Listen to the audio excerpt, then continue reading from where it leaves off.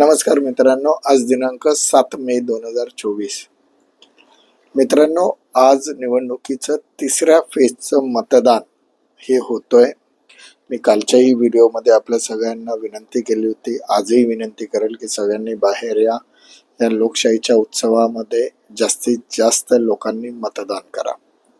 त्याच्या मागचं कारण लक्षात घ्या. आयुष्यात प्रत्येक माणूस वेगवेगळे रोल प्ले करत असतो. त्याच्यातलाच माझा देखील विचार केला तर एक रोल असा आहे की एका बाजूला मी सामाजिक कार्यकर्ता म्हणून काम करतोय, तर दुसऱ्या बाजूला एक अर्थशास्त्रज्ञ म्हणून देशाच्या विकासासाठीचा प्रयत्न करतोय. जर ह्या लोकसभा निवडणुकीमध्ये एका पक्षाला बहुमत मिळून एक पक्ष सत्तेवर येणार, पण तो कशा परिस्थितीत सत्तेवर येणार ह्याचा विचार केला तर एक अर्थशास्त्रज्ञ म्हणून मला काय अपेक्षित आहे. एखादा पक्ष सत्तेत आल्यानंतर शेअर बाजाराची प्रतिक्रिया काय असेल. थोडं स्पष्ट बोलायला गेलो तर भारतीय जनता पक्ष पूर्ण बहुमतामध्ये सत्तेत आल्यानंतर शेअर बाजार कसा वर्क करेल हे अतिशय महत्वाची गोष्ट आहे. आता भारतीय जनता पक्षाचं स्लोगन आहे अब की बार 400 के पार. या स्लोगनचं एवढा मोठ्या लेवलला मार्केटिंग झालेलं आहे की आता शेअर बाजारला हे बघण्यामध्ये उत्सुकता आहे की भारतीय जनता पार्टी 400च्या पार जाते का नाही जात. म्हणजे मला जेव्हा काही लोक फोन करतात आणि विचारतात की 4 जूनला शेअर बाजारात काय होणार, किती वरती जाणार, किती खाली येणार, सरकार स्थापन झाल्यावर काय होणार. मित्रांनो, एक गोष्ट इथं लक्षात घ्या.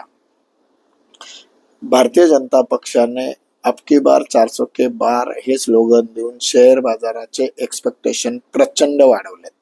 तुम्ही बघा, ह्याच्या पूर्वीच्या निवडणुकीमध्ये पंतप्रधान कोण होईल, सरकार कोणाचं येईल, ह्या सारख्या गोष्टींवर इलेक्शन व्हायचं. 2024ची निवडणूक 400 पार होईल का नाही होणार ह्याच्यावर होत आहे. याचा अर्थ विरोधी पक्ष इथं कुठेच नाही आहे. सत्तेवर भारतीय जनता पार्टी येते हे मार्केटने ऍक्सेप्ट केलेलं आहे, परंतु मार्केटवर इफेक्ट काय होणार आहे.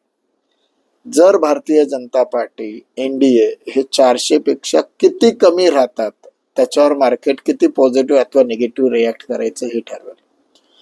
मागच्या वेळेस भारतीय जनता पक्षाला 303 कमळ निवडून आले होते, 303 खासदार निवडून आले होते आणि एनडीएचे जवळपास 350च्या दरम्यान एनडीएचे खासदार होते, 350च्या जवळपास. कालांतराने ते कमी पण होत गेले. जर भारतीय जनता पक्षाने ह्या वेळेस 350 खासदार निवडून येतील, माझा एक अंदाज आहे की 345 पर्यंतचे खासदार भारतीय जनता पक्षाचे निवडून येऊ शकतात. एनडीएचे 378 ते 382 पर्यंत जाऊ शकतात, असा एक माझा अंदाज आहे. हे झालं तर शेअर बाजार काय रिॲक्ट करेल, ते म्हणतील ओके 400च्या जवळ पोचले म्हणून शेअर बाजार एक 2-4-5% हाईक देऊन शांत राहील. 400 क्रॉस केला share market super duper hike देईल. परंतु मित्रांनो, एक लक्षात घ्या, भारतीय जनता पक्ष आणि एनडीए 350, 350, 300च्या दरम्यान कुठेतरी थांबला तर शेअर बाजार निगेटिव्ह रिॲक्ट करू शकतो, कारण की त्यांची अपेक्षा 400ची आहे की भारतीय जनता पक्षाला 400 मिळाले पाहिजे. आज शेअर बाजाराचा विचार केला, आपण केलेल्या इन्व्हेस्टमेंटचा विचार केला, तर मला असं वाटतं की आपण चुकतो कुठे. लक्षात घ्या, आपण जेव्हा एखाद्या कंपनीचे शेअर्स विकत घेतो, त्याच्यामध्ये इन्व्हेस्टमेंट करतो, तर आपण त्या कंपनीचे ओनर झालो. आपलं जर किराणा मालाचं दुकान असेल तर आपण शेजारच्या दुकानातून किराणा माल भरत नाही, आपण आपल्या दुकानातूनच भरतो. आता आपल्याला गुंतवणूक वाढवण्यासाठी सुद्धा आपल्याला एका पक्षाला, भारतीय जनता पक्षाला आता बहुमत देणं, 400च्या पार जागा काढून देणं, हे सुद्धा आता आपलं कर्तव्य झालंय, कारण की मार्केट त्याशिवाय पॉझिटिव्ह रिॲक्टच करू शकणार नाही. आता मार्केटला पॉझिटिव्ह रिॲक्ट करणं जास्त गरजेचं आहे. जोपर्यंत मार्केट पॉझिटिव्ह रिॲक्ट करत नाही तोपर्यंत आपण पॉझिटिव्ह रिॲक्ट करण्यासाठी मार्केटला, भारतीय जनता पक्षाला 450, 400, 450 इथपर्यंत जागा मिळाल्या पाहिजे. एका सर्वेने भारतीय जनता पक्ष एनडीएला 408 जागा दिल्या आहेत.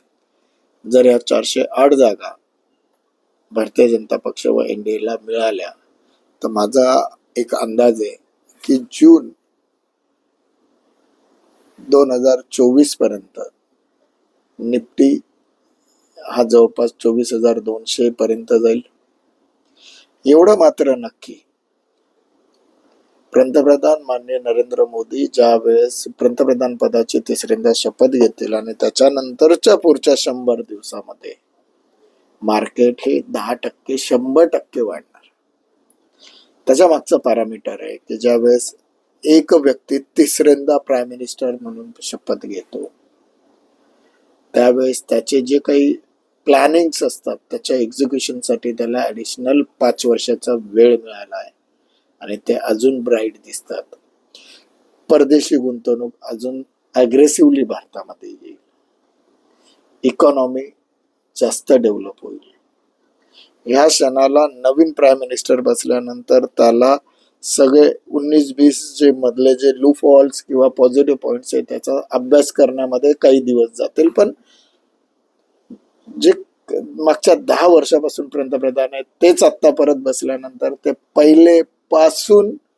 पहिल्या दिवसापासून जिथं काम मागच्या लोकसभेच्या सोडलंय तिकडनंच ते ऍक्टिव्हली सुरू करतील आणि त्या स्पीडनीच चालू राहील. नवीन ड्रायव्हर बसला म्हणून गाडीचा स्पीड, त्याला ब्रेक क्लचचे ऍडजस्टमेंट चेक करण्याची गरज नाहीये. ह्या ड्रायव्हरला स्वतः गाडी कशी चालते, काय स्पीडने चालवू शकतो, गाडीवर हात बसलाय, सेट झालेला बॅट्समॅन आहे, हा पहिल्या बॉल पासून सिक्सर मारायला तयार आहे. त्यामुळे डेफिनेटली जुलै एंड पर्यंत आपण चांगला बाजार एक्सपेक्ट करतोय, शेअर बाजार चांगला एक्सपेक्ट करतोय. पण त्याच्यासाठी माझं हे प्रिडिक्शन खरं ठरण्यासाठी आज ज्या मतदारसंघांमध्ये मतदान आहे 13-20 ह्या ज्या महाराष्ट्रातल्या मतदानाच्या तारखा आहेत याला जास्तीत जास्त लोकांनी मतदानाला बाहेर पडा. मध्यमवर्गीय बांधवांना आता आपल्याला मार्केट वरती नेणं, आपल्यासाठी इन्कम ऑपॉर्च्युनिटीज क्रिएट करण्यासाठी सरकार पाहिजे, सक्षम सरकार पाहिजे. यासाठी बाहेर पडा, मतदान करा. जोपर्यंत तुम्ही मतदान करत नाही तोपर्यंत तुम्हाला सरकारच्या विरुद्ध बोलण्याचा अधिकार राहत नाही. त्यासाठी जाऊन मतदान करा. आज इथंच थांबूया, स्वाभिमानाने बोलूया. मी मध्यमवर्गीय. नमस्कार. जय हिंद, जय महाराष्ट्र.